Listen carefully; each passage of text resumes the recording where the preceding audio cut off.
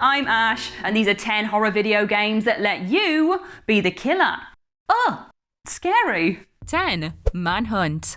Both entries of Manhunt see you play as a character with some serious aggression to unleash on the world, but the original title still stands out as one of the most lasting murderous experiences out there.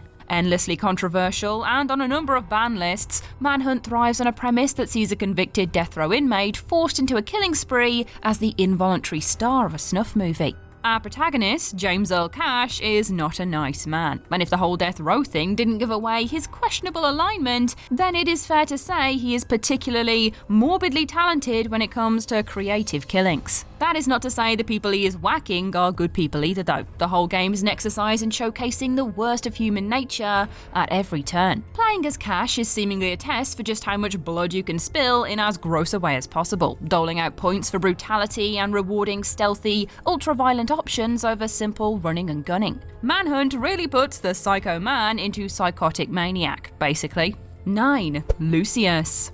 Have you ever looked at something like The Omen or any number of spooky kid horror movies that present a child as an overwhelming force of evil and wondered just how they managed to be so deadly? Well, every other character in Lucius does too, as being a kid pays off incredibly handsomely when it comes to the investigations of some very mysterious deaths. Getting away with murder never felt so apt. Lucifer wants Lucius, who you play as throughout, to use those benefits to cause the death of everyone who resides in his family manor to repay a debt. And, like the good boy you are, you go about doing so with hellishly vindictive detail. Whether it's locking people in freezers, killing them with nail guns, or using your good old-fashioned pyrokinetic abilities, Lucius unleashes his inner devil through his murder spree, and so do you as a result. 8. TECMO'S Deception. Deception is an old PlayStation 1 title that utilises a house of horrors as your main method of gameplay, thriving on atmospheric and moody depictions of a man saved by the devil who now lives in the Castle of the Damned. That has got to be a nifty Airbnb residence, surely. Well, as neat as it sounds on paper, a good old stay in the Castle of the Damned should not be on the cards anytime soon if you rather enjoy the prospects of staying alive. Said mysterious man runs a tight ship, which you discover through playing as him and delivering all sorts of grisly fates to those that wish to step foot in your humble abode. Through deploying spikes, cages, pit traps, magical claws, bear traps, and all sorts of other horrors, you work through this RPG by deciding who needs a dose of magical pain and who should be let free to tell the tale of your demonic prowess. It's a neat little power trip for those into their haunted houses, at the very least. 7. Dead by Daylight. Now, it wouldn't be a killer party without Dead by Daylight getting a mention, and in turn, its twisted backwoods cousin, Friday the 13th. The pair of asymmetrical horror games see you take on infamous killers from movie franchises to wipe out a host of unsuspecting victims, with Dead by Daylight in particular offering up some choice, copyright-friendly enemies to go hunting with. Whether it's Michael Myers, Freddy Krueger, Ghostface, or even Stranger Things' Demogorgon, the game allows you to step into some seriously psycho shoes as you attempt to sacrifice a bunch of harried humans to the entity, a being that rules over a dimension where the game's setting takes place. The pesky meat bags can fight back against your malicious ways, but that only makes capturing them and sticking them on a hook all the more fun. Taking on the role of the killer in this game feels far more entertaining purely based on its schlocky movie leanings, providing a bit of wholesome horror in the classic form of unwilling human sacrifices. The best human sacrifices of them all. 6. The Walking Dead Season 1. This is a little bit different to the other choices on this list. The Walking Dead isn't a murder simulator by any stretch of the imagination, and isn't anywhere near as obvious in its killer intentions. Like many choose-your-own-adventure games, the decision lies with you, the player, as to what happens with your character. It's just that in a post-apocalyptic world full of the undead and the soon-to-be undead, there's a lot more justification behind stone-cold shooting someone, especially if they're infected, than there would be normally. Lee, of course, is a killer to begin with, putting you in the unique position of sympathizing with a convicted felon as he gets his second chance. Here, he faces a twisting narrative peppered with to kill or not to kill choices. You can take out both friend and foe along the way as you unlock options, like the ill-fated duck, for example. But whether you choose to be judge, jury, and executioner or not in these scenarios is entirely up to you, making for a nuanced, sensitive moral dilemma with every life laid at your feet. Being a killer isn't necessarily evil in this world, but will you make the choice to truly turn Lee into one? Is it worse to let someone turn into a zombie? Is it right to make young Clementine become one too by the end of the game? 5. Left 4 Dead 2.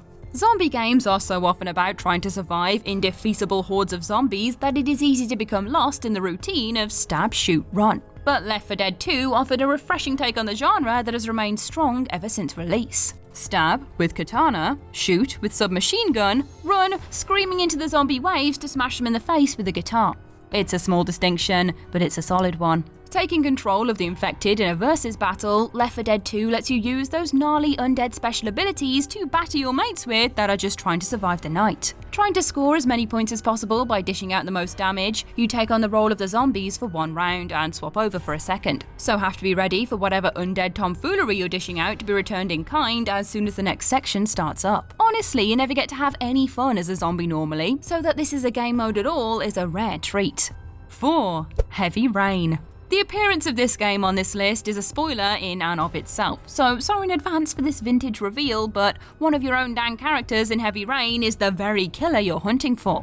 Despite taking control of Scott and having him help in the investigation of the identity of the origami killer, he is actually the very man you're looking for, collecting evidence to cover his ass rather than to help the affected families as he so posed. You're a real piece of shit, Scott, I'll give you that. In essence, Heavy Rain has you playing as the killer without you ever realising, and not by active choice either. Setting you up to uncover secrets, do right by the world, and generally good cop the situation to stop a serial killer, finding out one of your trusted circle, and by extension yourself, are not who you thought is a gut punch like no other. Heavy Rain lets you be the killer alright, but that doesn't mean that you want to be. 3. Aliens vs Predator. Aliens vs Predator gets a hard rap no matter what medium it's in, offering up the simple pleasures of big-ass monsters fighting each other to the detriment of all nearby humans. Turning off your brain and digging into the silliness is half the fun to begin with, and Aliens vs Predator happily buys into that conceit in this horror-influenced shooter. Of course, the game lets you play as any one of the 3 species caught in the crossfire of their interplanetary wars, with humans, xenomorphs, and Yautja all on the cards for personalised playthroughs. The beauty of this concept for this title is that the Marines, aliens, and predators are all killers to each other, meaning any one of the choices you pick to play as fits the bill for a murderous adventure through terrifying scenarios. It's kind of like rock, paper, scissors, just with giant hulking monsters instead of stationary, which is the far more interesting version of the two, I think you'll agree. 2. Resident Evil Resistance. Resident Evil Resistance is an online multiplayer mode that sees participants able to either take on the role of survivors or a mastermind, with the latter being the focus for this list.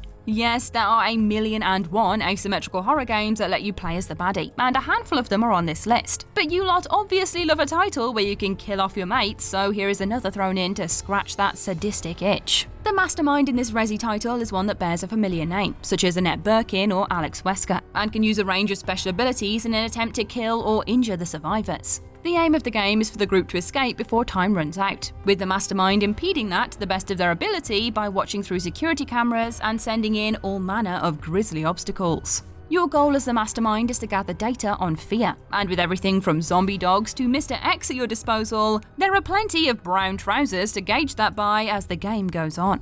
1. The Suffering. The real truth of this entry depends entirely on the ending that you get, but on principle, you're playing as a killer through the protagonist's conviction for allegedly murdering his family. Talk is a killer in the eyes of the law, at the very least. It's claimed that our prisoner passed out during his crimes, but you'll get the memories back by the end of the game and find out what really went down. The Suffering itself is a shooter that leans into a horror premise, as the prison where Talk is being held is hit by an earthquake that brings about a bunch of strange, deadly creatures. Amongst them are incarnations of past penitentiary inhabitants, which are determined to bring out the evil in Talk and transform him into a monster. Filled with Stan Winston-designed monsters and horrific actions, the game culminates with 2 of 3 endings seeing Talk murder his wife, and only one depicting his innocence at the crime scene. Whether he's responsible for his family's deaths or not though, Talk's grim journey through the game results in choices that brand killer all over him. The title is about as accurate as it gets.